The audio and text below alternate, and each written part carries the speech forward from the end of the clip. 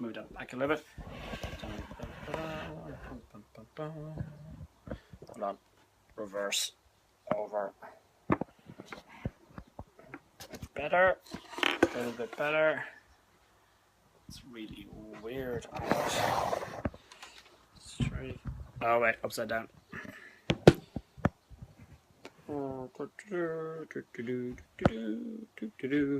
As you see, folks, off to an absolute stellar start today.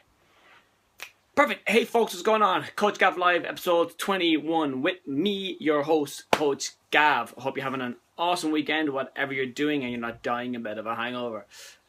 So yesterday the streak came to an end. We got 20 in a row up until Friday.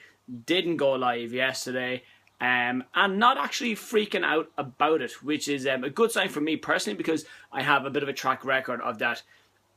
Having to kind of be all in on things the whole time, where I gotta fucking do it all the time or else I'm fucked.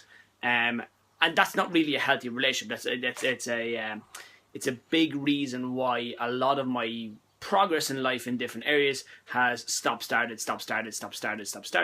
It's possibly a reason why you too are going through the same thing. Not you too as in Bono, you too as in you too also with me.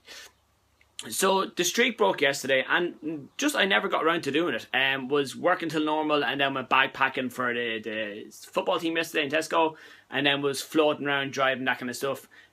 Got home, watched a bit of Netflix for a while, did some admin. I just got caught up in loads of other stuff. Then was went out to myself and the lads, went for a bit of pool last night. So just the whole day, I was kind of go, right, sure, look, when I go home, I'll go and I'll do it when I got home last night, and then I didn't. I ended up staying out for a little bit, and that's fine. It's perfectly cool. And if anything, it like this is the 21st day. No, because we did 2 in one day at the start.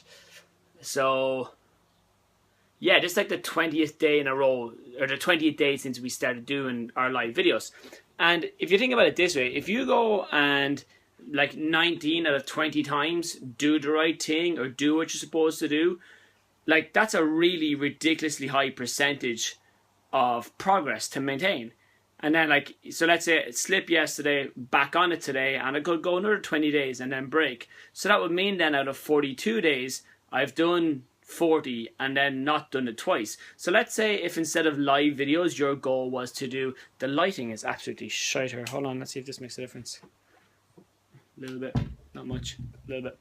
So, good lord, not going to plan today, as you can see. Back, kneel in the bed, brilliant.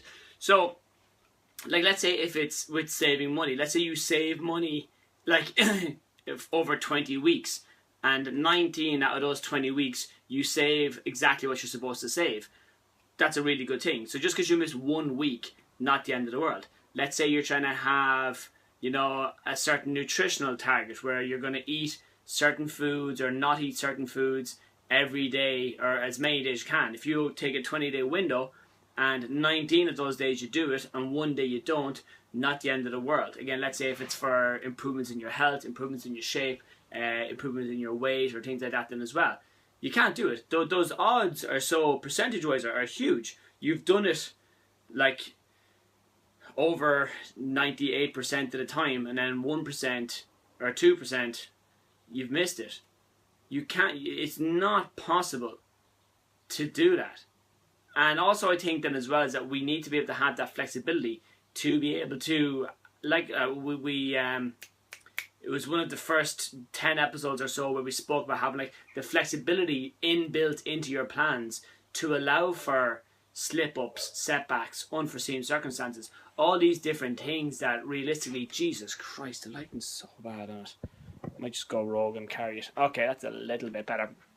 So, where you need to be able to have the flexibility, like, you know, just to be able to, just to allow life to happen. So, and again, you know, to be cool about it. So rather than, because, you know, no doubt I'll see it on Monday or I'll hear it. People kind of going on, but kind of, oh, I did this at the weekend, did that at the weekend. Who cares? The days are done and gone. Just get right back on it. And if you actually, like, if you know something is coming up, like if you know there's a birthday or a wedding or a weekend away or a night out or whatever, or a party, or you're having a meal in, or you're having a few drinks at home, whatever it may be, There you have to go, okay, well, I'm gonna pencil that into my plan and I have it. Let's say a beer is like 200-300 calories or whatever. You can include that in your daily intake or your target and still be perfectly on track and not beating yourself up. And at the end of the day, and you're going to see a pretty cool post coming up later on today on Instagram and Facebook about some of the results we've seen from about a half dozen so of our clients. Some of them have been here 18 months, some of them a year, some of them 7 weeks, some of them less. So they're really some fantastic looking results. And again, it's not about what you're doing. It's not as much about what you're doing. It's not actually as vitally important as like kind of, that's a little bit better. So again, it's a lot of it is about the habits we form, the habits we keep, the habits we have. The more good habits we have, the more good habits we live, because having them is one thing, living them is something completely separate. The more habits we have and we live by will always overcome the bad habits. And we all have bad habits. It's like, it's not the end of the world. But it's also our relationship with things then as well. Where our relationships with food, our relationships with time management, because like you see it sometimes where people kind of like, we all know managing your time better is going to lead to a more productive, happier life. We all know managing our nutrition better is going to lead to a better body, a healthier body, better looking body, better shape, more confidence, and then they will lead to a better, happier life as well. Same with training. The more often we train, the more effort we put in, the better the results we get, the stronger we get, the leaner we get, the better shape we get, the healthier we get. You see the idea here.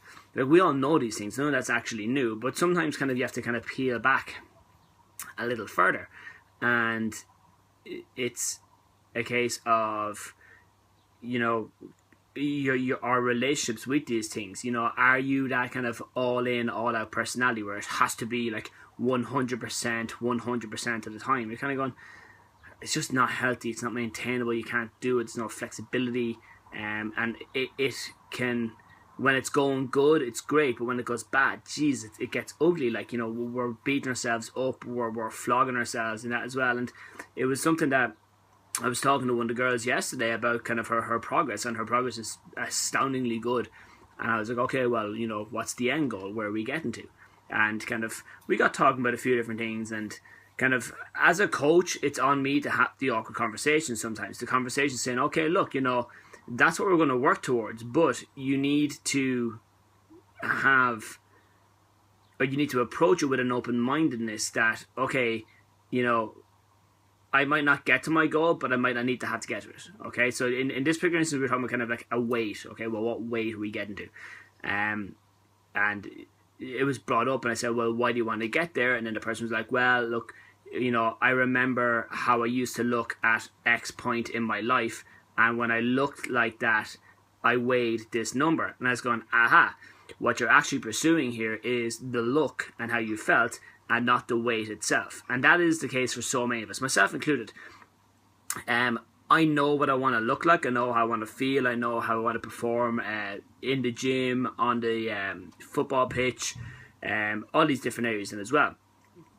I don't necessarily know what weight I'll be at that point. And that's just kind of something different as you go along.